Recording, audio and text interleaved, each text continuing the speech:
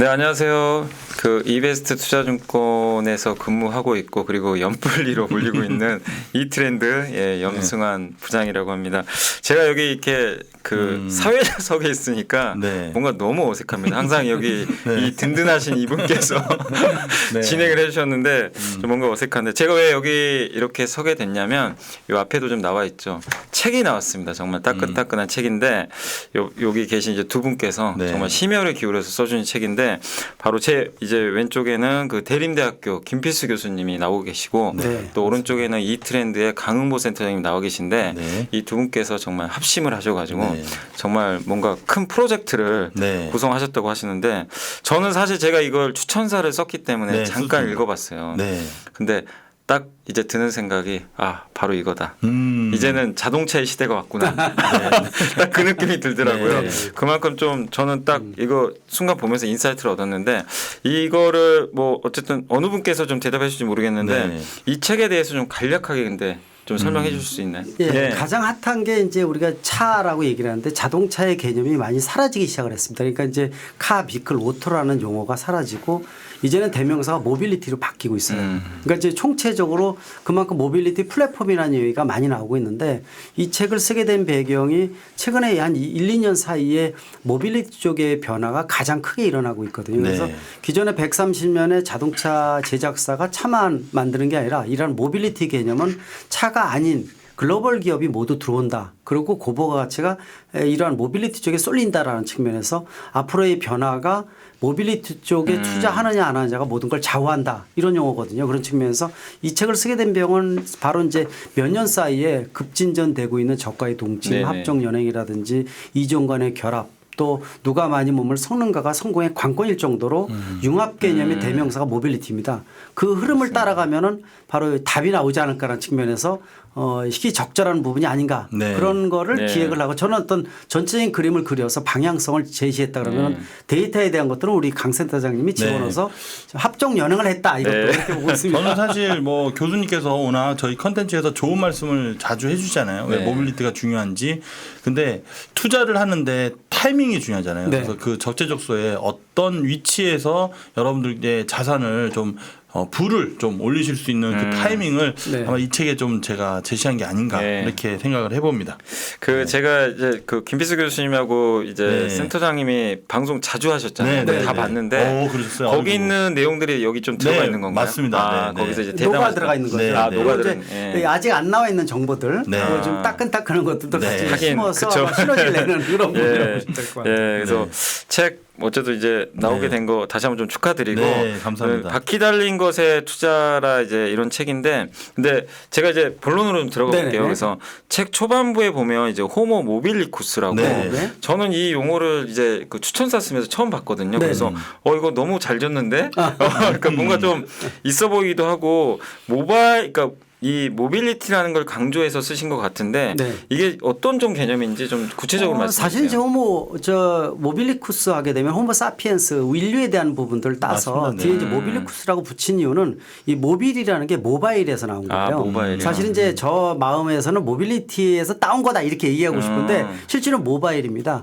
요새 보면은 스마트폰 자체가 모든 삶의 중심이거든요. 스마트폰에 차를 붙이는 개념으로 주객이 전도가 됐어요. 그래서 미래에는 이런 모바일을 중심으로 해서 우리가 삶이라든지 일터라든지 먹거리라든지 미래를 설계해 주는 가장 중요한 이런 거를 움직이는 신인류라는 개념이에요.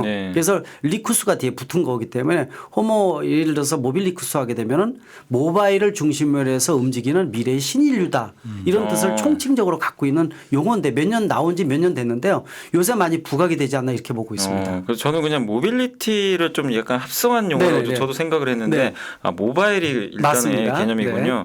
근데 이제 이 호모 모빌리쿠스 이야기를 듣다 보니까 어쨌든 이제 미래에는 정말 엄청난 다양한 종류의 모빌리티가 정말 쏟아져 나올 것 같은 그런 이제 분위기인데 이 모빌리티에는 그러면 또 어떤 종류들이 있는지 좀 말씀을 해주시면 좋겠습니다. 굉장히 많죠. 우리가 말하는 제가 아까 모빌리티라는 총체적으로 좀 광범위한 용어로 써야 된다. 그래서 심지어는 대학들도 자동차학과나 자동차 공학과라는 개념에서 이제는 나오는 거 한번 보셨을 거예요. 모빌리티 융합과. 미래 맞아요. 모빌리티과 이런 식으로 바뀌거든요. 그래서 모빌리티는 움직이는 모든 이동수단을 총칭한다 보시면 될 것 같아요. 미래를 대변하는 전기차나 수전기차를 기반으로 해서 여기다가 이제 이 자율주행 개념을 집어넣고 또 이거를 이용을 해서 공유 모델을 통한 각종 비즈니스 모델이 창출되기 때문에 우리가 말하는 일반 자동차 고속 전기차를 비롯한 고속차를 비롯해서 또 퍼스트 마일 모빌리티, 라스트 마일 모빌리티, 우리가 말하는 또 초소형 차에는 마이크로 모빌리티, 또 전동 킥보드 같은 퍼스널 모빌리티, 네.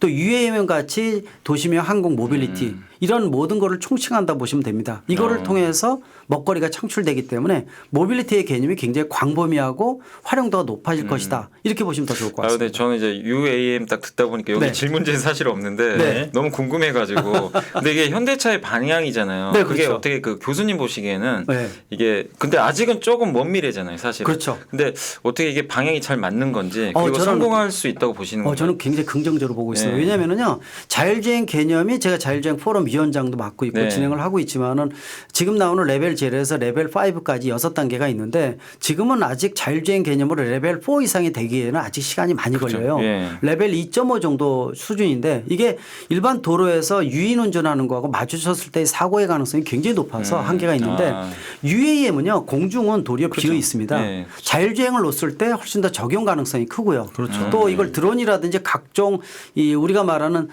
어떻게 보면 유인 드론 개념으로 이 비행체거든요. 네. 그런 측면에서 보면은 우리가 5년 정도 있으면은 아마 시범 모델이 국내에서 나올 것으로 좀 5년. 보고 있고요. 상용 모델은 10년을 생각하니까 굉장히 빠른 겁니다. 그래서 UAM이 도리어 빨리 구현될 가능성이 크다고 분명히 강조할 수가 있거든요. 여기다가 네. 이제 뭐 현대가 작년에 보스턴 다이나믹스 인수하면서 네네. 험로 길이 아닌 곳에 움직일 수 있는 특수한 지형의 모빌리티에 이르기까지 복합적인 부분인데 아마 이런 것들의 어떤 부가가치가 더 높아지지 않을까. 그래서 UAM에 대한 기대성은요. 지상에서 움직이는 모빌리티 개념보다도 훨씬 더 몇 배 클 정도입니다. 크다. 그래서 기하업소로 크기 때문에 이걸 선도한다는 측면에서 제가 보기에는 일반 자동차의 레벨 4나 5의 자동차만큼 UAM이 빨리 오지 않을까 이렇게 네. 기대를 할 수가 있어서 상당한 부가가치 기대가 되고 있습니다. 이거 사실 이제 얘기 들어보니까 자율주행하면 그냥 테슬라만 자꾸 떠오르는데 네네, 맞습니다. 이 얘기를 들으니까 현대차가 뭔가 좀 잘하고 있다는 좀 느낌이 들어서 저는 긍정적으로 보고 있습니다. 네. 일단은 정의선 회장 체제가 되면서 그림이 많이 바뀌었어요. 네. 일단 색깔 자체가 아까 말씀드린 대로 합정 연행이라든지 저가의 동침을 즐길 정도가 네. 되고 있거든요. 이런 부분들의 어떤 변화를 보면은 기존에 단순하게 차만 만들어서 공급하던 제작사 네. 개념에서 플랫폼이라는 개념으로 벗어나고 있구나라는 것들 느낄 수가 있거든요. 네. 그런 부분들이 기존의 자동차의 굴뚝 공장에서 벗어나느냐 마느냐가 성공의 관건인데 네. 현대차의 움직임 보면은 상당히 좀 가속화되고 효율화시킨다는 네. 측면에서 상당히 긍정적으로 보고 있고요. 이게 국가 경제에 끼치는 영향이 워낙 크다 보니까 네. 또 현대차에 대한 그룹에 대한 기대성 또 요새 애플카 기아차 받을까 말까 이런 거 현안도 많지 네, 않습니까? 많죠. 이런 것들이 굉장히 중요한 꼭지가 아닌가 이렇게 보고 있습니다. 예. 그리고 그 요새 어쨌든 이제 또 중요한 축의 하나가 사실 모빌리티 하면 이제 방금 UAM도 말씀하셨지만 가장 그래도 핵심은 또 전기차 플랫폼이잖아요. 네. 근데 이 전기차 이야기하면 역시 그 테슬라가 저도 생각이 나는데 네. 근데 테슬라를 많은 분들이 다 알고는 계시는데 네.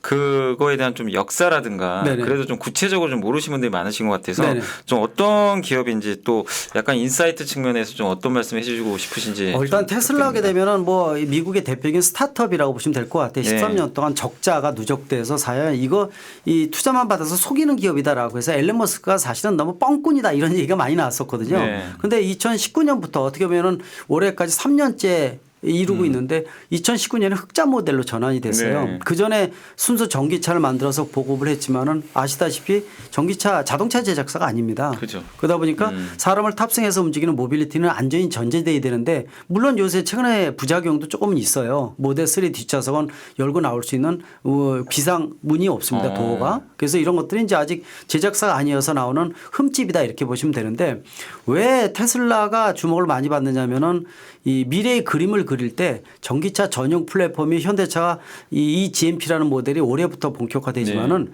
이 회사는 처음부터 이걸 그린 그래서 세계 최초로 만들다 보니까 완성도가 굉장히 높습니다. 센세이션을 일으켰죠. 운전석에 앉으면은 17인치 모니터만 보이고 일반 차 운전하는 게 아니라 게임기에 앉아 있는 느낌. 첨단 장치에 내가 앉아 있다. 그래서 네가 왜 또 테슬라 끌어 그러면 뽐나잖아. 뽀닥이 나잖아 이런 얘기를 하거든요. 그쵸. 이게 종합적인 그죠. 의미가 부여돼 있는데 그래서 테슬라 하게 되면 또 자율주행 개념도 세계에서 가장 앞서 있는 기술을 가지고 있고 여기다가 뭐 앞으로 배터리 데이 때 발표한 대로 배터리도 자체적으로 만들겠다 네. 그림에 대한 거 여기다가 또 계열내서 만든 것들 보면은 튜브 트레인 같이 이 9,000km 달리는 초고속 열차라든지 네. 스페이스 X 같이 회기에서 쓸 수 있는 우주 여행에 대한 것들 이런 꿈을 그리는 또 구현을 해가는 모습을 모델 3를 통해서 보여줬기 때문에 그런 측면에서 테슬라의 어떤 전기차의 혁신의 아이콘, 혁명의 아이콘이다라는 네. 얘기가 그래서 주목을 받는 거고요. 네. 이게 주도를 하고 있다는 측면에서 앞으로가 더 기대가 되고 여기를 많이 따라간다 이렇게 보고 있습니다. 네. 네, 요즘에 이제 뭐 테슬라 좀 좋게 얘기해 주셨는데 국내만이 아니라 이제 많은 분들이 또 서학개미 분들도 되게 많으시잖아요. 네네. 그래서 테슬라 외에도 혹시 뭐 해외에 이런 좀 모빌리티를 하고 있는 네네. 뭐 아니면 전기차라든가 뭐 사실 요즘에 보니까 오늘 제가 아침에 딱 보면서 놀란 게 GM이 2035년부터 아예 내연기관차 생산 맞습니다. 중단한다고 예, 예. 그러더라고요. 그래서 예. 그런 좀 다른 자동차 OEM 회사들은 또 어떤 식의 움직임을 취하고 있는지 좀 말씀해 주세요. 상당히 지금 GM 말씀하셨으니까 거기부터 말씀드리면 미국 빅스램 GM 포드 크라이슬러거든요. 예. 크라이슬러는 피아트에 합류가 됐었고 포드의 움직임은 좀 약한 부분들이 있어요. 근데 네. GM 같은 경우에는 아마 베라 CEO가 들어오면서 아마 이 해외 공장 중에서 필요 없는 거 다 폐쇄시키고 효율화시키고 네. 허리띠 졸라매서 한국 GM도 존립에 대한 것들이 필요 있어 없어라는 얘기가 많이 나왔었잖아요. 물론 정부에서 8,100억 원의 투자를 집어넣었지만은 아직도 고민이 되는 건 사실입니다. 일단 미래 모빌리티 플랫폼이라는 완성이라는 그림을 그린 것이 GM이기 때문에 네. GM 하게 되면은 자율주행 기술 이미 보유를 하고 있고요. 또 전기차 같은 아시겠지만 15회 볼트도 세계 최초로 가장 앞서 있는 모델을 나오면서 네. 상당히 인기를 끌었거든요. 대량 생산을 체제를 하지 못해서 그렇죠. 그래서 전기차 전용 플랫폼도 이미 나와 있고요. 그래서 아마 이 전통적인 글로벌 제작사 중에서 GM에 대한 변화가 앞으로 굉장히 중요한 역할이 네. 아닌가. 그리고 또 한 가지는 이제 이 세계 넘버 1, 2, 2를 달리고 있는 토요타도 신경을 많이 써야 됩니다. 물론 하이브리드 자동차에 너무 올인하다 보니까 전기차 변신에 늦은 거는 사실이지만은요. 네. 한 가지 주목할 만한 부분들은 앞으로 미래의 전기차를 지배하는 핵심이 해당되는 배터리 쪽에 있어서 네. 특히 미래의 배터리 전고체 배터리가 좌우를 하거든요. 게임 체인저인데 이 기술을 가장 빨리 갖고 있는 게 토요타예요. 그래서 토요타가 앞으로 전고체 배터리를 국내에도 3사 같은 경우에는 7년 8년 후를 보고 있거든요. 근데 지금 토요타는 3, 4년 후를 보고 있습니다. 양산형. 이게 매년 주도하는 게 굉장히 중요한 부분이기 때문에 그 부분이 토요타를 변신할 때 가장 큰 그림이 아닌가라는 측면에서 글로벌 기업 중에서 이러한 이 GM과 토요타 여기 또 예. 폭스바겐도 전기차 전용 플랫폼을 가지고 있는데 여기도 굉장히 빠르게 움직이고 있거든요. 이런 기업들이 세계 글로벌 기업 중에서 좀 더 변신을 빨리 하는 기업이다라는 측면에서 주목을 좀 많이 할 필요가 있습니다. 네. 근데 센터장님, 네. 근데 이 기업들 중에서 이제 네. 혹시 근데 차트로 보셨을 때 좀 네. 어때요? 좀 움직임 같은 거 뭐 테슬라도 그렇고 네. 괜찮나요? 지금 최근의 흐름이? 근데 연부장님 저는 이 자리가 너무 좋습니다. 왜요? 아무 말 안 하고 가만히 있어요. 너무 왜 좋아요? 저만 아니 질문하셔가지고 아니 원래 이게 순서인데 가만히 있으면서 여기 분위기를 느끼는데 너무 행복한 거예요. 늘 말만 늘 말만 하는데. 하시다가. 네, 그 교수님께서 워낙 좋은 말씀 많이 네. 주셨고 책에도 그런 부분 많이 녹여 네네, 있잖아요. 근데 기술적으로 보면 테슬라가 사실 넘사벽입니다. 뭐 부장님도 예. 테슬라 주가 아시겠지만 최근에 800달러를 훌쩍 넘고 맞아요. 900달러를 예. 컵에 네네. 두고 지금 835달러 정도 있는데 기술적으로 이 방송이 언제쯤 올라갈지 모르겠지만 저는 700달러 초반 정도까지는 네네. 좀 아, 좀 열어놔야 네. 되지 아. 않을까.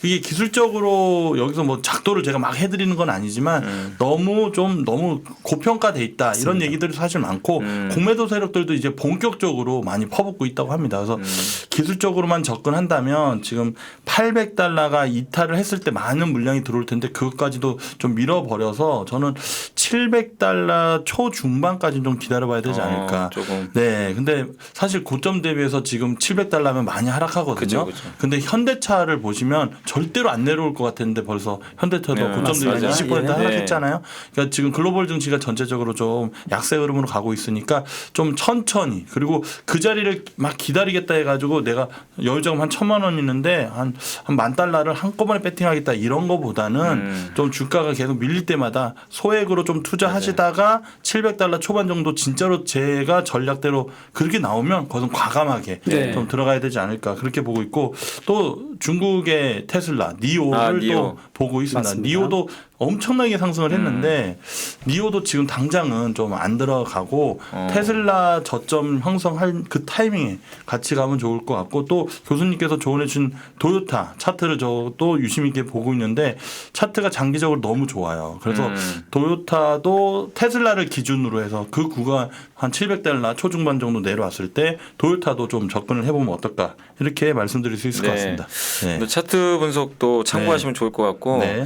근데 일단 다양한 또 해외 모빌리티 소식을 좀 듣다 보니까 또 생각나는 기업이 하나 있습니다. 많은 분들한테 또 상처를 줬던 사실 기업인데 니콜라가 또 생각이 나는데 콜라. 네. 근데 교수님 어떻게 보세요? 저는 사실 예전에 그 니콜라가 GM하고 이렇게 뭐 한다고 했을 때 네. 아 그래도 이게 실체는 있구나. 네. 저는 사실 그렇게 봤거든요. 네네. 근데 알고 봤더니 그게 또 아닌 것처럼 가고 있어가지고 좀 고민이 궁금하거든요. 돼요. 그렇게 뜬 이유가 사실은 GM하고 맺었기 때문에 더더욱 기대감이 컸다 이렇게 좀 보고 있습니다. 물론 GM이 금전적으로 투자한 건 아니지 않습니까? 뭐 시스템을 제공해주고 지분을 받은 이런 부분이기 때문에 실제로 손해 보는 건 없지만 브랜드 네, 이미지가 좀 그죠. 영향을 받았다 이렇게 보고 있는데 니콜라 하게 되면은 사실 좀 제가 전기차를 좀 제대로 만들겠다 그러면은 좀 더 이해가 빨랐을 텐데 전기차는 우리가 이제 속된 말로 얘기해서 초등학생들 쉽게 만들 수 있는 게 전기차거든요. 배터리 모터 바퀴만 있으면은 전기차만 그게 바로 장난감이니까요. 네, 맞아요. 얼마큼 효율화 시켜주느냐에 대한 부분이어서 그래서 뭐 애플이 주문한 애플카 같은 경우도 플랫폼이 있으면은 찍어서 만들어내는 거니까 얼마든지 위탁 개념의 파운드리 개념으로 나올 수 있는 이런 것들이 이제 아마 주도권을 질 것으로 미래는 보고 있는데 니콜라 같은 경우에는 사실 수소 트럭을 만든다고 하니까 지금 퀘스천 마크가 지금 붙었어요. 네. 저는 처음부터 왜 그러냐면은 지난 20여 년 동안에 이 전기 특히 이제 수소 연료전지차를 만든 현대차 입장에서는 굉장히 고생을 많이 하고 실제로 차 수준이 세계 최고 수준이거든요. 물론 이제 도요타하고 닛산 나오고 있죠 같이 세 군데서 지금 나오고 있는데 SUV 쪽은 세계 최고 수준이고 그리고 실제로 수소 트럭 같은 경우는 뭐 스택이라든지 일종의 소형 발전기입니다. 네. 이 시스템 자체가 굉장히 복잡하고요. 축소화시키고 겨울에 추울 때도 에너지가 제대로 만들어지고 여러 가지 요구 조건이 만들어지는데 이게 간단히 한두 개 스타트업 가지고 1, 2년 만에 만들 수 있는 수준이 아니에요. 그래서 저는 처음부터 나올 때부터 이거 쉽지가 않은데 간단한 얘기 아닌데 네. 라고 의구심을 좀 가졌고 별로 좋지 않게 봤기 때문에 지금 이 시점에서도 별로 좋지는 않아요. 이게 간단한 건 아니고 왜냐면은 이미 컨셉트 카드 나오기 전에 현대차에서는 이미 수소 트럭을 양산형으로 나와서 스위스에 수출하고 있는 입장에서 그렇죠. 타이밍이 맞아요. 일리는 스타일도 아니고요. 의미가 없거든요. 사실은 그런 측면에서 또 지금 최근에 나온 거 보면은 GM하고 이제 손이 떼면서 어떻게 보면은 등거리로 좀 있는 상태거든요. 네. 뜨뜻미지근한 상태죠. 그러다 보니까 실제로 이게 회복이 돼서 과연 수면 위로 올라올까라는 것은 저는 긍정적인 것보다 좀 부정적이 좀 크다. 개인적으로 네. 보면은요. 기술적인 측면에서 보면 더더욱 간단치는 않다 이렇게 보는 측면에서 보면은 좀 고민이 되는 네. 이런 기업이 아닌가 이렇게 보고 있습니다. 센터장님은 어떻게 보세요? 니콜라 원래 좀 처음부터 좀 네, 그렇다고 네. 생각하셨나요? 아니면 저는 뭐 교수님이 초창기 때부터 같이 네, 자동차에 대한 컨텐츠를 찍었잖아요. 그러다 보니까 니콜라에 대해서 말씀을 여쭤보면 뭐 약간 스타일을 원래는 호불호를 정확히 말씀하시는데 약간 애매모호하게 하시더라고요. 방송용으로는 네. 네 그러셔서 결국에는 약간 주가가 좀 하락하면서 네. 근데 저는 개인적으로 테슬라도 초창기 때 그런 시각이 있었거든요. 네, 맞아요, 그렇죠. 맞아요. 네, 페이스북도 상장되고 나서 좀 안 좋은 얘기가 있었어요. 근데 저는 만약에 요 타이밍에 제가 진행 욕심이 생겨서 교수님께 니콜라가 갑자기 현대차랑 러브콜 했는데 현대차가 덥석 잡았다. 네네. 그러면 또 확 달라질 수 있지 않을까. 그렇죠. 그죠. 근데 네. 현대차가 두 번이나 물리쳤거든요. 그런 실제로 얘기가 맞아요, 있어요. 맞아요. 네, 두 번이나. 그 네, 이유가 네. 뭐냐면 내가 다 가지고 있는데 저기야 할 이유가 없다는 거고요. 테슬라와 차이점이 좀 있습니다. 예를 들어서 테슬라가 2019년에 흑자가 됐지만은 네. 테슬라가 주목을 받았던 이유가 네. 사실 현대차 이 GMP와 마찬가지로 전기차 전용 플랫폼을 세계 최초로 구현해서 진행한 게 테슬라예요. 이 완성도가 굉장히 높았다는 겁니다. 네. 이러한 그림은 독자적으로 만들어서 그걸 보여줬었어요. 그리고 네. 실제로 로드스타부터 시작해서 전기차를 만들어서 시장에 내놓은 게 테슬라입니다. 적자가 돼서 그렇지. 네. 실제품을 보여줬어요. 테슬라는 보여주면서 이게 대박이 나지 않은 모델이었기 때문에 그런데 실제로 니콜라 자체는 보여준 게 없다는 겁니다. 네. 거기다가 지금 뭐 컨셉트카 자체도 사실은 내리막길에서 굴려서 찍었다 뭐 이런 얘기가 나오면서 더더욱 문제가 됐는데 실체가 아무것도 없어요. 근데 테슬라는 초기 초기 때부터 보여줬다는 겁니다. 실제로 그게 굉장히 큰 차이점이에요. 그러다 보니까 세계적인 전기차 전용 플랫폼의 시작점은 테슬라가 만들고 테슬라가 구현하고 네. 입증을 했다. 그리고 여기다가 이제 모델 Y부터 사이버 트럭부터 네, 맞아요. 하나하나 입증이 되니까 저 사람이 얘기하는 게 뻥은 아니네, 거짓말은 아니네. 이게 주가가 반영돼서 세계 최고가로 네. 올라가는 거 아닌가. 기대감이 더 높았다. 그래서 작년에 아시겠지만 전체 전기차 313만 대가 판매됐는데 전체 전기차의 19% 정도 네. 거의 20%까지 점유율을 가질 정도니까 대단하죠. 그렇죠. 입증되면서 간다라는 것이 니콜라하고 지금 차이점이 있지 않나 이렇게 보고 있습니다. 예. 그리고 이제 뭐 아까 잠깐 이제 그 센터장님이 뭐 니오 얘기도 해주셨는데, 네. 근데 저는 그 중국 기업들이 어쨌든 그 테슬라랑 같이 연동이 돼가지고 주가가 네. 엄청나게 올랐더라고요. 그렇죠. 근데 중국 기업들도 경쟁력이 있는 거예요. 저는 자꾸 생각해보면도 이 신생 기업들이 양산 능력이 있는 건지 저는 자꾸 좀 이렇게 자꾸 좀 이상하더라고요. 그러니까 저는 솔직히 그랬어요. 이게 진짜인가? 그런데 저는 고민이 네. 많아요. 사실은 네. 이제 중국 자문도 굉장히 많이 가고 이제 네. 그런 그림이 있는데 사회주의 국가잖아요. 그래서 네. 사실 큰 글로벌 기업들 자문해 주면서 중국 시장을 꼭 물어봐요. 근데 중국 시장 물어보면은 유럽이나 미국 같은 글로벌 시장하고 별동대로 봐라. 시장은 별동대. 전 세계 9천만 대에서 한 2,500만 대 시장이지만은 크긴 하더라도 별동대 시장으로 보고 중국에 맞는 전략을 완전히 새로 만들고 특히 중국 정부가 사회주의 국가다 보니까 그렇죠. 굉장히 고민이 많아요. 그러다 보니까 얼마 전에 알리바바 마인 회장 같은 경우에도 네. 꼭지점 하나가 툭 틀어지면은요. 그렇죠. 전체가 그죠. 네, 맞아요. 흔들거려요. 네. 그러니까 사실 니오에 대한 것들도 중국의 테슬라라고 보이면서 전기차 나온 거 완성도가 굉장히 높거든요. 괜찮은. 근데 이게 이제 중국만 지금 입증이 돼 있지 다른 시장에서 확인이 된 게 아닙니다. 네. 미국에서 성공을 해야 되고요. 네. 유럽이나 또 대한민국도 좋고 선진 시장에서 성공을 해야지 그 차라는 인식이 되는 건데 네. 거길 못 벗어났다는 겁니다. 아직까지는. 그래서 네. 그런 부분들이 입증이 되지 않는 이상 약간 퀘스천 마크가 붙는다라는 측면이 좀 있는 거죠. 네. 그리고 중국 정부에 대한 입김에 대한 것들이 사회주의 국가다 보니까 그런 고민들이 좀 있어요. 네. 예, 신뢰성 측면에서 있어서는 약간 지금 아까 우리 연 부장님께서 말씀하신 대로 이 퀘스천 마크가 붙는다라는 것도 저도 네. 동감합니다. 네. 네. 그리고 그 국내 이제 기업들 같은 경우 사실 국내 기업하면 거의 뭐 현대 기아차인데 네.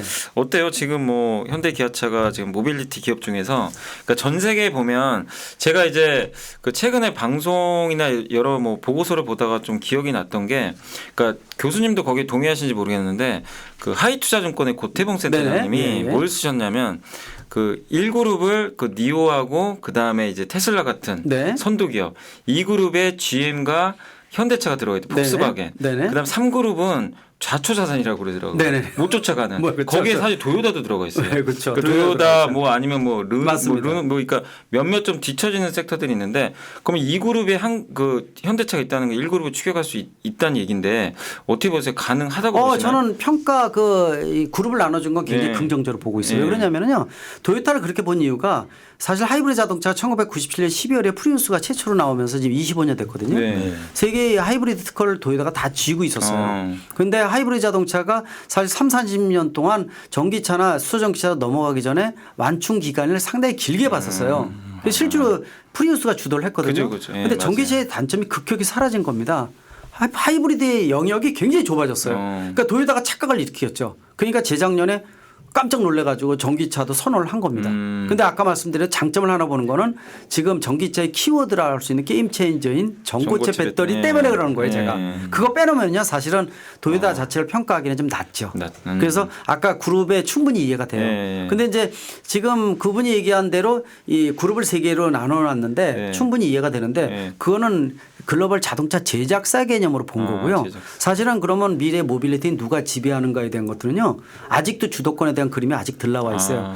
글로벌 자동차 제작사가 질 것인지 또는 뭐 라이다 센서 등 센서 원천 기술을 갖고 있는 모빌아이라든지 이런 데가 어느 네. 정도 역할을 할 것인지 네. 또는 차량용 주문용 반도체를 만드는 회사가 주도권을 질 것인지 더 무서운 게 뭐냐면은 차가 자율주행 개념으로 들어가면 소프트웨어 즉 알고리즘 인공지능을 누가 집어넣느냐가 세계를 지배한다고 볼 수가 있는데 여기는 아시겠지만 미국의 가파 같은 그렇죠. 예, 구글, 네. 애플, 아마존닷컴, 페이스북 중국은 베스 아닙니까? 네. 예, 바이두, 알리바바, 텐젠트, 파웨이 뭐 파웨이는 헤매고 있지만은요. 뭐 그런 것도 있지만은 그래서 이런 기업들이 인공지능을 연구하는 이유가 차에다가 내 정신망을 뭐 누가 집어넣을 것인가 굉장히 주요할 수 있는 부분이어서 사실 이렇게 글로벌 기업으로 보게 되면은 미래 모빌리티 지배권에 대한 것들은 지금이 바로 그걸 합종연예가 가장 치열하게 싸우는 시간이기 때문에 아까 말씀하신 그림은 충분히 이해가 되지만 제작사 입장에서 그림오는 거고 다른 타 기업의 입장에서 보면은 굉장히 고민거리는 많죠. 누가 먹거리를 먹을 것인가. 그래서 애플카도 주목받는 이유가 바로 그거라고 보고 있습니다. 그러니까 이제 근데 이제 좀 고민되는 게 그러면 현대차도 이걸 알 거란 말이에요. 알죠. 근데 준비를 하고 있나요? 소프트웨어 쪽에 대해서 하고 있어요. 문제는 자 공룡입니다. 현대차 하게 되면 세계 손으로 꼽지 않습니까? 네. 이게 제국이에요. 엠파이어지 않습니까? 속에 조직 구조도 경직돼 있고요. 정의선 회장이 취임하더라도 안에 조직을 바꿨는데 회장 취임해서 1년도 채 안 됐기 때문에 아마 5, 6년 이상 걸릴 겁니다. 네. 그 조직을 바꿔야 돼요. 그래서 굴뚝 공장의 냄새를 버려야 됩니다. 능동적으로 대처를 해서 확실하게 미래 모빌리티 플랫폼 기업으로 변신하지 않으면요 한계가 있고 도리어 글로벌 기업이 슈퍼 갑이 아니라 하청 기업으로 전락할 수 있어요. 그러니까 그 얘기 나오잖아요. 애플카를 만들 때 과연 우리가 말하는 그 대만 기업식으로 폭스콘식으로 하청업체로 전락할 것이냐. 그래서 현대차는 브랜드 때문에 안 되고 기아차가 딱 맞아. 이런 얘기가 나오는 얘기가 바로 그건 거예요. 이게 동전의 양면이거든요. 그래서 그런 부분들을 얼마큼 변신하느냐가 사실 새롭게 태어나느냐. 그게 지금 이 연락의 이 바꾸는 작업이에요. 그 속도가 만약에 바꿔주면 탈바꿈하는데 성공할 것이고요. 그 속도를 사실 우리나라 총수 체제가 굉장히 중요한 역할이거든요. 그런 측면에서 애플이 제안한 것 자체는 상당히 저는 기회 받았으면 하는 생각이 드는 이유가 이게 굉장히 중요한 역할을 합니다. 왜? 애플이 갖고 있는 장점은 없어요. 이쪽에서. 그걸 가지고 갈 수가 있거든요. 그래서 제가 기아 자문해 줄 때는 야 카니발이나 소렌토 같은 차종 브랜드를 프리미엄 시켜. 제네스 같은 브랜드를 못 만들기는 어렵거든요. 그러면 이 우리가 파운드리 자동차의 미래 모빌리티 파운드리를 네가 해. 애플카도 만들고 100만 대 만들어주고 아마존카 100만 대 만들어 구글카 100만 대 만들어주고 LG카나 삼성카도 만들어줄 수 있잖아요. 그럼 파운드리 지배하는 겁니다. 그리고 차종도 만들어줘. 그러면 현대화의 색깔을 지금까지 똑같은 색깔에 완전히 별개로 갈 수가 있거든요. 이거 미래에 대한 변화를 좀 그려야 되는 시점인데 정 회장 입장에서 머리가 복잡할 거예요. 그 변신에 대한 것들이 빨리 바꿔야 되는 지금 시점이 중요하다고 보고 있습니다. 지금 어쨌든 엄청난 변곡점 같은데. 맞습니다. 그래서 이 책이 중요한 거다. 다시 한번 이 책이 정말 중요합니다. 부장님이 우리 염블리님께서 늘 현대차 기아차 vs 현대차 대 기아 하면 기아차를 늘 미셨거든요. 혹시 저기까지 내다보시고 그러신 거 아니죠? 그건 아닙니다. 그냥 저는 이제 단순히 제 생각에 따라서 그냥 그랬던 거고. 이 시간을 빌어서 항상 제가 말씀드리는데 여기 항상 나오는데 제가 개인 사이트가 있는데 사람이 구독자가 안 올라가요. 왜냐하면 강센터장님이 홍보를 안 해주시는 거야. 왜 안 해주셨어요? 아니요, 제가 오늘 안 했습니다. 그래서 혹시 보시면 우리 또 이 우리 염블리가 나오셨으니까 제가 멘트적으로 홍보해드리겠습니다. 제가 김필수 자동차 연구소입니다. 한번 멘트 해주십시오. 김필수 자동차 연구소 꼭 구독, 좋아요 부탁드립니다. 자, 쟤는 성공한 겁니다. 여기서 저희들 책에 대해서 홍보를 해야 되는데 사심을 채우셨습니다. 책은 당연한 거고요. 그래서 아까 말씀드렸죠. 그 미래 모빌리티에 대한 것들은요. 아무리 강조해도 지나치지 않은데 제가 자동차 모빌리티 쪽으로 하면서 정부 자문해주고 그림을 그려주고 이렇게 하는데 사실 저도 무서울 정도로 변화가 빨라요. 그러니까 심각합니다 이게. 그러니까 그렇죠. 산업 생태계가 패러다임이 완전히 바뀌고 있어서. 거기 구독자 100만을 향하게 하는 방법이 있습니다. 연 부장님을 고액으로 MC를 섭외를 하셔가지고 그것도 괜찮은 방법이네요. 고액으로 가끔 치킨 사주시고요. 그렇게 하시면 좋을 것 같습니다. 뭐 얘기 듣다 보니까 저도 너무 흥미진진하고 모빌리티 산업이 정말 어떤 그림이 그려질지 저도 진짜 상상을 해보니까 재밌는 것 같고 그리고 이제 어차피 또 모빌리티 하면 우리가 빼놓을 수 없는 게 배터리잖아요. 전기차 배터리. 근데 국내 이제 배터리 기업들이라든가 지금 어떻게 보면 지금 현황들 그리고 좀 제일 궁금한 게 이게 자꾸 CATL하고 비교들을 많이 하게 되는데 왜 이렇게 국내 업체들은 할인을 많이 받는 건지 그런 부분도 좀 한번 얘기해 주시면 상당히 좀 고민이 돼요. 왜냐하면 이제 전기차의 40%가 배터리 가격인데 배터리를 지금 40%로 하게 되면 내연기관하고 싸울 수 있는 무기가 안 돼요. 지금 보조금 받고 버티고 있는데 이게 한 5년이 있으면 보조금이 없어지거든요. 그러면 이제 발가벗고 내연기관차가 싸워야 되는 게 전기차예요. 근데 전기차가 그러기 위해서는 가격을 한 40~50% 다운시켜야 되는데 배터리 가격이 안 떨어지면은요 한계가 있습니다. 그리고 아시겠지만은 뭐 코나 전기차 불난 거나 여러 가지 전기차 화재도 많이 생기고 있는데 이거의 한계점이 뭐냐면 바로 리튬이온 배터리를 쓰기 때문에 그래요. 에너지 밀도 높고요. 부피 대비해서 가장 최고의 배터리라고 얘기를 하지만 가장 또 어두운 부분이 열에 취약하다는 겁니다. 압력이나 충격에 약하거든요. 저번에 불난 것도 왼쪽 부닥쳤는데 맞아요. 오른쪽에 불났어요. 그게 왜냐면은 바닥에 리튬이온 배터리가 오른쪽에 충격을 받으면서 압력을 받은 거예요. 그렇게 불난 것들이 여러 건들이 있어요.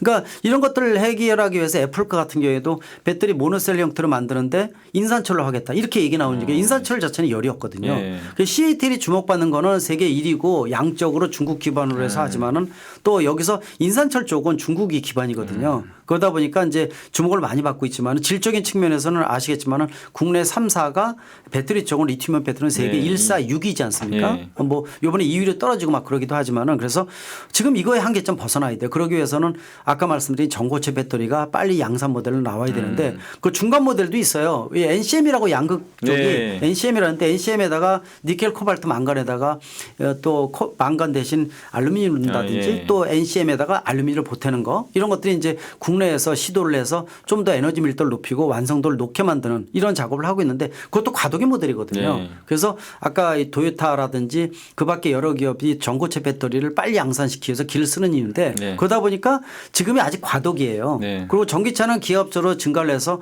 작년에 313만 대 판매됐는데 올해 한 450만 대 될 것 같거든요. 국내에도 지금 내수시장 12만 5천 대를 책정을 했어요. 작년 대비해서 엄청나지 않습니까? 네. 근데 앞으로 몇 년 동안에는 배터리 용량이 수요 공급이 안 맞아요. 그러니까 공급량이 달리는 거죠. 그러니까 앨런 머스크도 그걸 충분히 얘기했잖아요. 5년 동안에는 아마 러브콜 많이 해야 될 네. 것이다 이렇게 얘기를 하고 있는데 그러다 보니까 출혈 경쟁을 하기 시작을 했는데요. 공급도 딸리고 그러다 보니까 지금 한중일 삼국지 전쟁이거든요. 네네. 배터리도. 그러다 보니까 주도권 싸움이라고 보시면 좋을 것 같아요. 그러면서도 변신을 누가 빨리 해서 게임 체인저급 기술을 먼저 누가 양산형으로 구현시키느냐가 아주 관건이라고 보시면 되는데 전기차의 게임 체인저 하면은 배터리하고 또 전기차용 전용 변속기 같은 것들이 네. 굉장히 키워드인데 전원형 변속기는 아직 양산 모델이 그 포르쉐 타이칸 한 대뿐이었거든요. 2단 변속기 들어간 거. 그거가 이제 아마 엄청나게 지금 연구하고 있어요.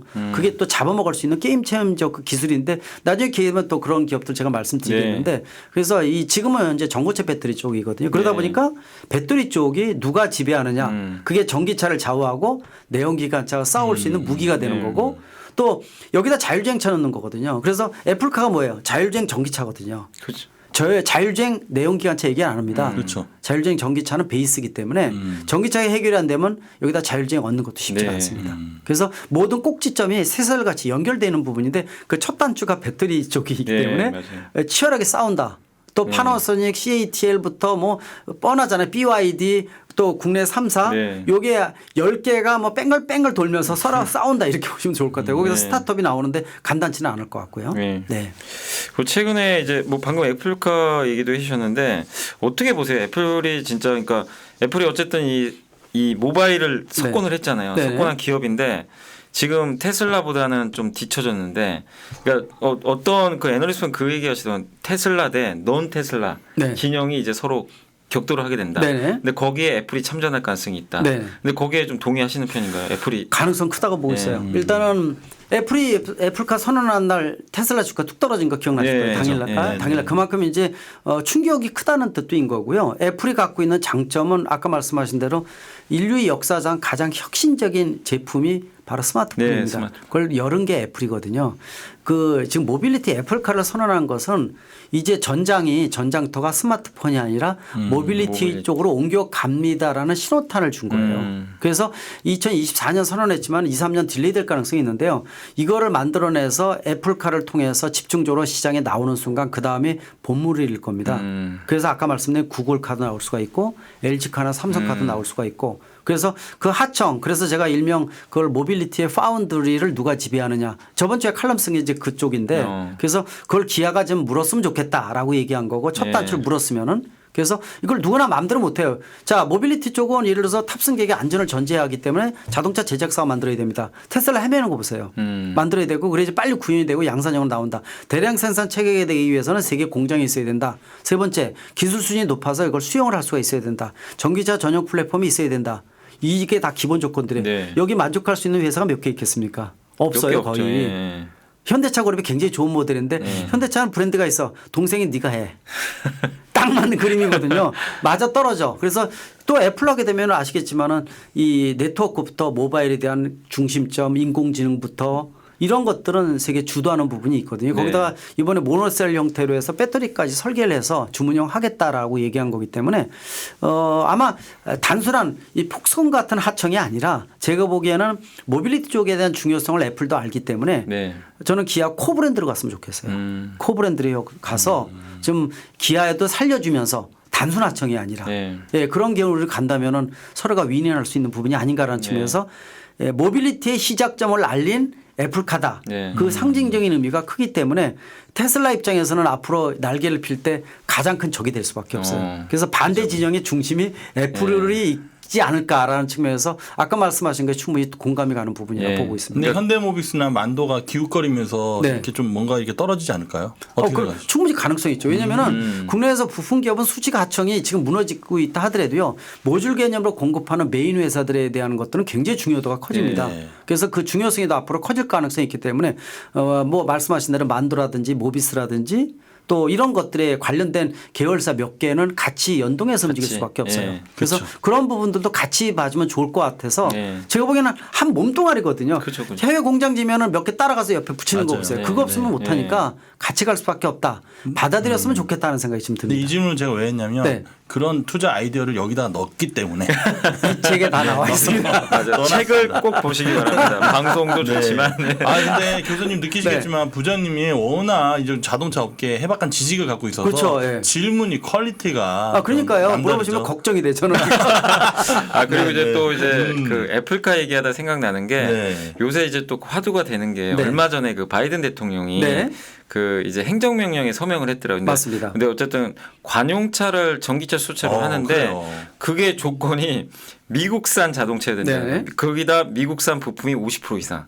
그러면 현대차가 제가 알기로는 울산 공장에서 전기차 생산하는 거 제 기억을 하는데 해외에선 지금 안 하는 걸로 알고 있거든요. 그 기아차가 있잖아요.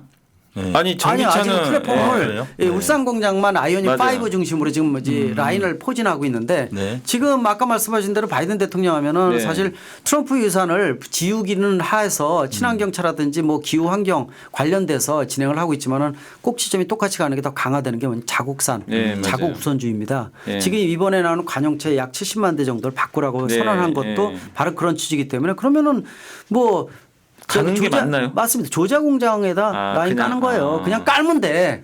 포진시키면 돼요. 왜 이 GMP 만든 거 이미 노하우가 생겼기 때문에요. 이거 무장하면 라인 하나 집어넣는 건 문제가 안 돼요. 그래서 공장이 현대차 알라바마하고 조지아라는 기아차 공장이 있기 때문에 라인 바꿔서 왜 능동적으로 팔 수 있는 시장 나오면 무조건 하면 되는 거거든요. 근데 그게 라인만 바꾸면 되나요? 아니면 또 아니면 거기에 공장을 또 지어야 되는 건지? 아니에요. 일단 급한 대로 라인을 증설을 하면 됩니다. 공장을 짓는 데는 몇 년이 걸려요. 그렇기 때문에 보통 라인 하나를 추가를 합니다. 그래서 그 라인을 한쪽은 내연기관차, 한쪽 라인은 완전히 전용으로 전기차 생산 라인으로 바꾸면 되고 또 생산 공정이 내연기관의 반뿐이 안 돼요. 사람도 반 40%만 있으면 됩니다.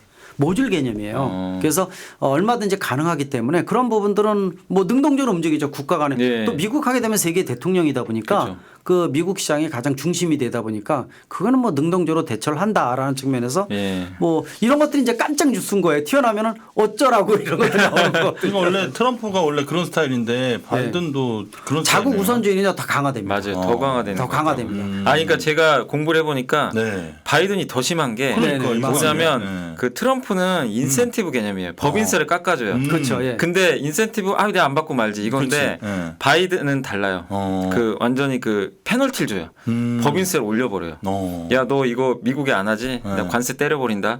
그러면 이제 약간 우리가 생각해도 사업을 할 때 인센티브는 포기할 수 있어도 페널티를 너무 줘버리면 사업을 못하니까. 맞습니다. 그래서 더 무서운 것 같아요. 그러니까 제가 보기에도 너무 원리 원칙대로 하면서 자국주의가 들어가다 보니까 더 무서운 거예요. 이게 사업소 안을 주고받는 개념이 아니더라고요. 트럼프 개념이 아니에요. 그래서 사실 친환경차 우리가 기회가 내 많겠네. 또 이산화탄소 문제 신경 써야 되겠네 이러면서도 저렇게 딱 발표해버리면요.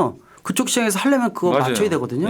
굉장히 어렵죠. 그러니까 사실 기업의 입장에서 더 고민되는 사항이 더 많아졌다고 보고 있습니다. 저는 그러니까 현대기아차를 왜 아까 그 질문을 드렸냐면 기사 내용을 좀 보면 이게 이제 공장을 만들어야 되는 개념으로 가게 네네. 되면 시간이 진짜 오래 걸려요. 오래 걸려요. 그래서 기사 제목도 현대기아차 어떻게 하나. 네네네. 약간 좀 큰일 나는 식으로 얘기를 했는데 근데 예, 예. 교수님 얘기 들어보니까 그게 어려운 건 아니네요. 라인 깔아서 라인 증설을 네. 하면 돼요. 증설을 해서 일단은 그걸 먼저 수용을 하고 거기서 생산하면서 공급을 하고 네. 필요하면 옆에다 공장에다가 네. 새로 하나 만든다든지 그래서 완충지대를 만들 수가 있어요. 네. 그래서 충분히 가능하기 때문에 그런 부분들은 사실 얼마든지 아마 변신을 얼마큼 빨리 해주느냐 굉장히 중요한 관건인데 충분하다고 보고 있습니다. 거기에 근데 우리 그 한국에 네. 부품사가 많잖아요. 많죠. 같이 가 있나요? 가치가 있어요. 어. 같이 연동해서 옆에 있어요. 아, 큰 옆에 것들은 다 다 들어가 있구나. 있습니다. 어. 그러니까 같이 무장을 시켜요. 아까 말씀하신 대로 뭐 모비스라든지 네. 만도 이런 데가 다 같이 들어가 있기 때문에 어. 같이 무장을 시켜서 그 모듈을 전기차 공급 라인을 바꿔주면 되는 네. 거니까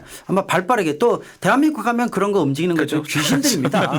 전 세계에서 빠른 놀랄 빠른. 놓자니까 네. 전 세계 평균 자동차 공장 생산 준공 기간에 반 분이 안 걸리는 아, 국가입니다. 그래요? 대한민국이 네. 놀래 자빠집니다. 그러니까 그런 것들은 그렇게 걱정 안 해도 될 것 같아요. 네. 네, 맞습니다. 그리고 이제 다음으로 넘어가서 그 자율주행 얘기를 네. 좀 안 할 수가 없는데 근데 자율주행차에서 좀 중요한 게 요새 근데 좀 약간 논란이 서로 이제 대립되는 게 한쪽은 라이다 센서 네. 그 다음에 테슬라는 그런 거 필요 없어. 네네, 우리는 그렇죠. 카메라로 간다. 맞습니다. 예. 이게 뭐가 맞는 거예요?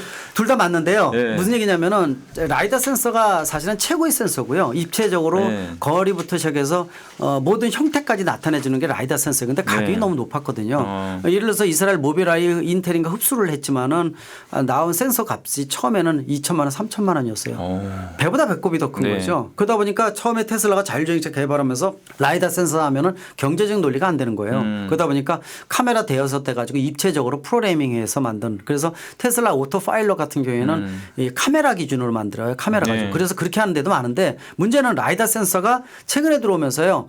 새로운 신기술이 개발되면서 라이다 센서의 가격이 기업에서 떨어졌어요. 그래서 제가 보기에는 몇백만 원짜리도 나옵니다. 굉장히 저렴해지고 있어요. 그러다 보니까 지금 라이다 센서를 넣은 이 기업들이 굉장히 많이 등장을 하고요. 그 기업이 뭐죠? 니콜라 말고 또 전기차 만드는 또 한 건데 무슨 에어죠? 갑자기 생각이 루시드예요. 루시드예요. 예. 루시드 에어가 라이다 센서가 들어가 있어요. 그게 가격을 좀 낮춘 것들을 집어넣거든요. 그래서 모델 X 같은 또 애들 S 같은 프리미엄 브랜드의 가격이 1억 넘는 걸 맞는데 이거는 라이다 센서가 들어가 있습니다. 그러니까 이런 것들 잘 봐야 돼요. 그래서 테슬라가 시작한 이유는 이제 그런 이유가 있었던 이유가 있고 근데 지금은 라이다 센서의 가격이 많이 떨어지고 신기술이 개발되면서 아마 탑재용도 많이 나온다라는 측면에서 그것도 주목을 하시면 좋을 것 같아요. 그래서 쌍두마차로 간다. 이렇게 같이 보시면 될 것 간다. 같아요. 예. 네. 근데 이제 자율주행하면 이제 저도 좀 공부를 해보면 우리 한국 기업들이 별로 연관이 안 돼 있는 것 같아요. 생태계가 네네. 좀 약한 것 같더라고요. 뭐 약하죠. 라이다도 없는 것 같고. 근데 라이다가 올해 상반기에 국산화될 것 같은데요. 국산화되나요? 예. 제가 왜 이러냐면 이제 한 5년 전에 산업통상자원부하고 기업체 컨소시엄으로 해서 5천억 정도를 넣어서 그 라이다 센서 국산화 작업을 5년 전에 했기 때문에 거의 끝난 걸로 알고 있어요. 예. 그래서 아마 이것도 국산화 이제 곧 되면은 좀 더 수면 위로 올라오지 않을까라는 그 생각을 예. 하고요. 말씀드린 대로 수전기차 세계 최고 수준 또 전기차도 올해 이 GMP를 기반으로 해서 선두권으로 완전히 진입을 한다 이렇게 보시면 되는데 사실 자율주행차는 선진국 대비해서 3년 정도 뒤져요. 우리가 좀 더 고민을 해야 됩니다. 그리고 예. 말씀하신 대로 여기에 관련된 강소기업이 아직 굉장히 취약해요. 네. 자율주행 쪽은. 그러다 보니까 현대차 같은 데도 해외 기업하고 공동으로 합작 법인을 만든다든지 뭐 이런 것들을 하는 이유가 자율주행 쪽이 국내보다도 해외 쪽을 네. 진행하는 이유가 바로 그런 건데 좀 더 매진을 해야 되는 게 확실한 사실이라고 보고 있습니다. 요새 근데 자율주행 보면은 그러니까 국내 업체가 확실히 잘하는 게 네. 그쪽인 것 같더라고요. 그러니까 뭐 카메라 네네. 이미 스마트폰 하고 있잖아요. 맞습니다. 거기다 MLCC 네, 예, 뭐 이런 맞습니다. 것들을 그냥 바로 연결하면 되는데 사실 그런 건 고부가 가치 산업은 사실 아니잖아요. 그렇죠. 근데 자율주행의 핵심적으로 갔을 때는 저도 찾아보니까 우리 한국에 뭔가 매칭되는 기업이 좀 없는 것 같아서 좀 약해서 그런 거예요. 예. 그러니까 이제 어떤 원천 기술을 갖고 있는 강소기업 히든 챔피언이 많이 나와야 되는데 네. 그런 부분이 아직까지는 좀 약하다라는 측면이 있고요. 산학이 또 이제 국내의 어떤 법적인 부분들이 규제 일변들이 포지티브다 보니까 강소기업 육성하기에는 굉장히 네. 어려운 여건이 국내 상황이다 이런 측면에서 보면은 또 대기업이 중소기업하고 진정한 상생 그림으로 가는 그림들이 굉장히 취약하거든요. 네. 그래서 좀 더 그런 부분들을 얼마큼 잘 끌어내느냐가 앞으로의 중요한 관건인데 일단 좀 뒤져 있다는 거. 네. 그래서 좀 더 매진해야 된다는 거는 당연한 숙제라고 보고 있습니다. 예. 그리고 이제 뭐 이런 그림들은 상당히 이제 어쨌든 좋은 그림들인데 네. 좀 걱정되는 게 어쨌든 이제 내연 기관이 몰락하고 있잖아요. 네네. 근데 국내의 내연 기관 부품에서도 정말 많고 정말 그 생산 시설도 너무 많은데 이런 것들은 이제 어떻게 돼야 되는 거죠? 지금 정부에서 산업통상자원부를 기반으로 해서 빨리 서두르고 있어요. 네. 문제는 이제 이런 협력사들을 빨리 변신을 시켜서 엔진 변속기만 만들던 데는 10,000개 이상의 부품이 날아가는 겁니다. 이거는 뭐 1, 2년 대비해서 살 수 있는 게 아니라 10년을 생각해서 변신을 취해야 되거든요. 네. 업종 전환 교육도 시켜야 되고요. 또 이쪽 그 2차, 3차 협력사 같은 데는 R&D 기능이 거의 없기 때문에 만들어서 줘야 됩니다. 지금 이 발등의 불이 그거예요. 미래 기술력 양성도 그렇고 네. 시장이 예를 들어 울산 공장 같은 경우에도 향후 6, 7년 이내에 반이 없어지거든요. 라인이. 이 전기차 라인도 그렇고 자동화에 대한 것들도 그런데 일단 부품사 협력사는 더 준비가 안 돼 있어요. 그러니까 10,000개의 부품이 없어져 여기는 어떻게 돼? 멘붕이 되는 거예요. 그러니까 연간 매출이 4천억, 5천억, 1조 되는데도 이것에 대한 준비가 없으면 한순간에 망할 수가 있습니다. 그죠. 이미 아시겠지만은 미국도 그런 얘기를 안 하다가 2035년에 아예 이 내연기관차 판매 종식을 하겠다. 네. 이런 거 나오고 있고 국내도 2035년 정도를 지금 국가 기후환경회에서 발표를 했지 않습니까? 굉장히 고민이 많아요. 일본은 더 난리가 난 게 전통적인 내연기관차 중심이어서 하이브리드 차다가 내연기관차 반이 들어가 있잖아요. 네. 2035년 일본 정부에서 발표했더니 도요다가 반발했잖아요. 우리 못해 이거 수용. 못한다. 그러니까 아까 3그룹에 들어가 있는 이유가 그런 이유입니다. 변신이 안 돼 있다는 거예요. 그래서 사실 전고체 배터리 빼놓고는 그림이 별로 안 좋거든요. 그래서 3그룹에 넣은 거 충분히 이해가 됩니다. 그래서 그런 부분들이 이제 좀 빨리 움직여야 되는 이유라고 분명히 말씀드릴 수가 있죠. 예. 그리고 요새 이제 뭐 그 질문제는 이제 이 내용은 아닌데 네. 반도체 얘기가 나서 생각나는 게 반도체가 요새 지금 정말 엄청난 공급 부족이잖아요. 네네. 그래서 난리가 났다고 하는데 네. 기사를 보니까 현대차는 대비가 돼 있더라고요. 네네. 어떻게 이걸 미리 알았는지 모르겠는데. 그거 안 게 아니라요. 네. 이유가 있습니다. 왜 그러냐면요. 자, 작년 코로나 네. 팬데믹으로 미국과 유럽이 팬데믹으로 공장의 반가동도 안 됐어요. 판매도 네. 안 됐고요. 네. 근데 한번 작년 생각해 보세요. 국내에서 내수 시장 성공했습니다. 수입차도 그죠, 굉장히 그죠. 많이 판매됐어요. 그죠. 예. 해외 시장 20% 줄어들었지만은요. 현대기아차는요. 이 주문형 반도체 생산을 그 업체에다 맡겨서 국내도 그렇고 맡겨서 진행을 할 때 변화가 거의 없었어. 같은 양을 주문을 한 거야. 네. 그러니까 그 부품 반도체 주문형 반도체 공급하는 회사는 현대기아는 이 물량이 확보돼 있어. 그래서 계속 쭉 간 거예요. 네. 간데 다른 공장들은 중지가 돼 버려서 반도체 주문이 반이하로 줄었거든요. 네. 그러니까 기존에 만들던 반도체 회사는 먹고 살아야 되니까 네. 이거 안 해. 안 해. 뭘로 들어갔느냐? 저 가전제품 반도체로 들어가고 모바일 쪽 있죠. 게임기 쪽으로 네. 돌린 거예요. 그 맞아요. 부가가치가 반도체보다 이쪽보다 많이 남거든요. 훨씬, 이쪽으로 돌려 생산을 연락이 하고 있었어. 그런데 지금 올해가 활성화될 것 같으니까 야 재작년 준 것만큼 줘. 없어. 못 만들죠. 그겁니다 지금. 네, 네. 그러니까 현대기아차는 원래 가던 거예요. 그래서 이미 확보가 돼 있어서 그래서 현대기아는 우린 관계없어. 그런데 미국, 일본, 유럽은 뒤집어진 거예요. 지금 이거 한동안 맞아요. 갑니다. 네, 맞아요. 이유가 그거지 현대기아가 잘나서 준비한 거. 그게 물론 이제 아니군요. 그건 아닌데 잘 준비해서 신차를 잘 팔았기 때문에 그래서 이 충격에 대해서 어느 정도 뭐 완충이 됐다 이렇게 보고 있어서 네. 국내는 별로 큰 걱정 안 해도 됩니다. 네. 이런 뒷얘기는 교수님만 할 수 있는. 그러니까 저도 현대차가 여기 상견지명이 있었나 그랬는데 역시 좀 어쨌든 뭐 좋은 기운이 오는 것 같아요. 현대차. 뭐 뒤에다가 뭐 밟으면 되니까. 그러니까 그럼요. 잘하면. 그 현대차 얘기 나와서 그런데 네. 센터장님한테 그래도 네. 요새 어떻게 보세요? 근데 현대 기아차도 좀 최근에 빠졌는데 네. 이제 좋은 말씀도 해주셨는데 그래도 주가 측면으로 봤을 때 기술적 분석은 좀 어때요? 그 현대차 그룹 전체가. 네, 이 컨텐츠 마무리될 때까지 조용히 있고 싶었는데 마지막에 네. 일단은 뭐 부장님이 워낙 7월달, 8월달부터 자동차 섹터에 대해서 많이 투자 조언도 해주셨고 또 부장님뿐만 아니라 제가 김필수 교수님을 모신 시기가 그때잖아요. 네, 그때, 그렇죠. 그때 맞아요. 자동차 섹터를 사셨다면 엄청난 성과를 냈는데 네. 최근에 고점 대비해서 20% 정도의 하락. 그렇죠. 네네네. 네, 또 부분주들도 좀 많이 하락했고 근데 저는 고민이 이 책이 나오는 출간일 때 현대차 주가 계속 날아가면 어떠나 네. 걱정이 있는데 너무 다행인 거예요. 주주분들께는 죄송하지만 정말 좋은 기회에 이 책이 아마 설 연휴 때쯤에 그때쯤에. 이 책을 딱 짚는과 동시에 같이 주주가 되시면 네. 아마 좋은 수익을 기대 수익을 좀 오히려. 갖지 않을까. 그리고 약간 흔들림이 다소 있을 수 있습니다. 그래도 흔들리지 마시고 네. 올 네. 연말까지를 현대차를 그러니까 제가 아마 이 컨텐츠 보면서 지금 한 3분의 2 지났거든요. 우리 강부센터장 말 없이 저렇게 쓰니까 좀 외로워 보이네 이러시는데 제 역할이 네네.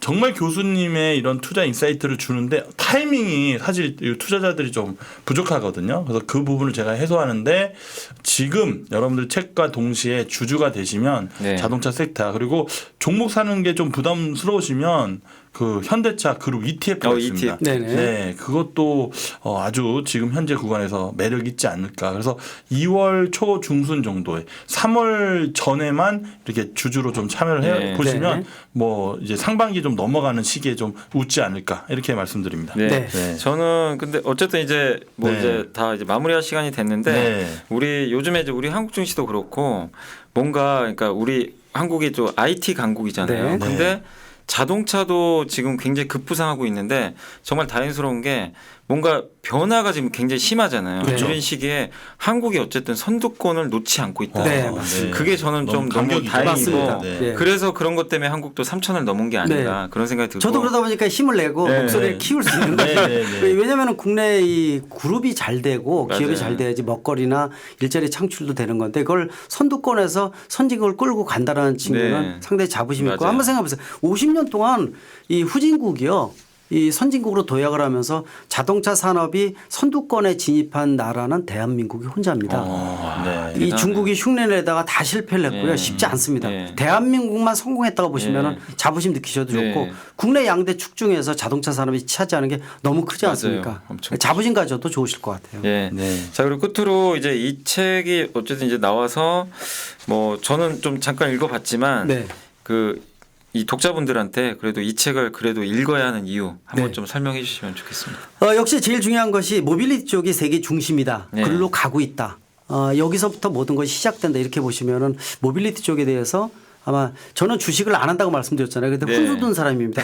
제일 무섭다는 거 아시죠? 네, 훈수 둔 그죠. 사람이. 그래서 모빌리티 쪽이 모든 글로벌 기업의 중심점으로 도약을 하고 고부가 가치가 다 일로 쏠리고 있다라는 네. 측면을 생각하시면 좋을 것 같아요. 그러기 위해서는 사실 딱 집어서 콕 집어서 할 수 있는 책들이 거의 안 나와 있어요. 네. 저한테 물어본 분들이 많은데 뭐 여기도 봐라 저기도 봐라 100권 봐서 여기 찾아보고 그거 어떻게 봅니까? 근데 그러한 노하우가 가장 많이 들어간 책이라고 말씀드릴 수가 현 시점에서 보면요. 그런 측면에서 보면은 보시면서 이게 진짜 많이 배우고 모빌리티의 향방을 이걸 보니까 좀 방향이 잡히는 것 같아. 네. 그러면 제가 오늘 성공적으로 보고 있는데 이 책 보십시오. 네. 센터장님도 한번 네, 교수님께서 방금 이렇게 투자를 안 하신다고 했잖아요. 이거 뒷얘기가 있는데 교수님께서 이 자동차를 계속 저런 컨텐츠 찍으니까 현대차 주가도 제가 막 공부를 가르쳐 드렸거든요. 네. 이거 사야 되나 이러시면서 근데 딱 차 한잔 하면서 그러시더라고요. 내가 객관적으로 보려면 내가 투자를 하면 안 될 것 같다. 역시. 그런 조언을 또 해주시면서 네. 제가 막 꼬시고 있는데 안 넘어졌어요.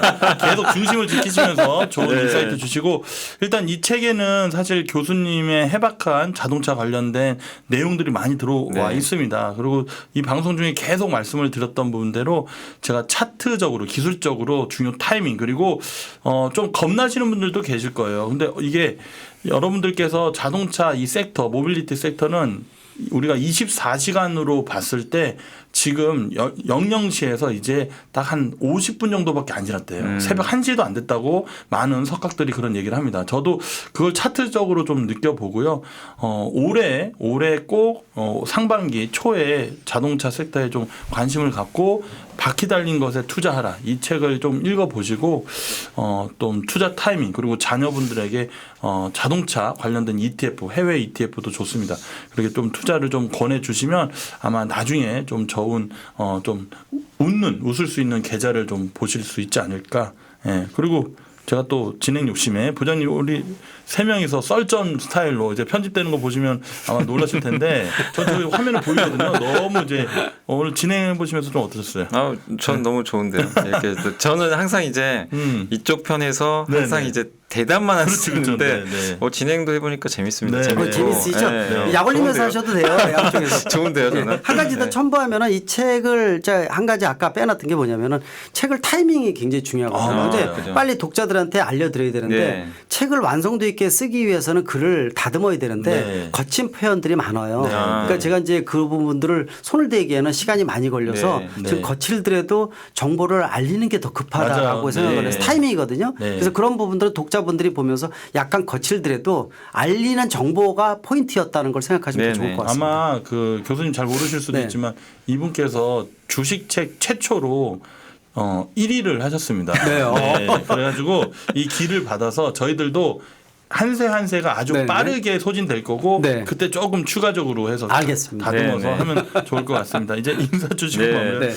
자, 오늘 제가 이제 정말 처음으로 한번 진행을 해봤는데 너무 좀 좋은 시간이었고 김필수 교수님의 내공을 다시 한번 느낄 수 있어요. 방송에서만 네, 듣다가 직접 그렇죠. 들으니까 네.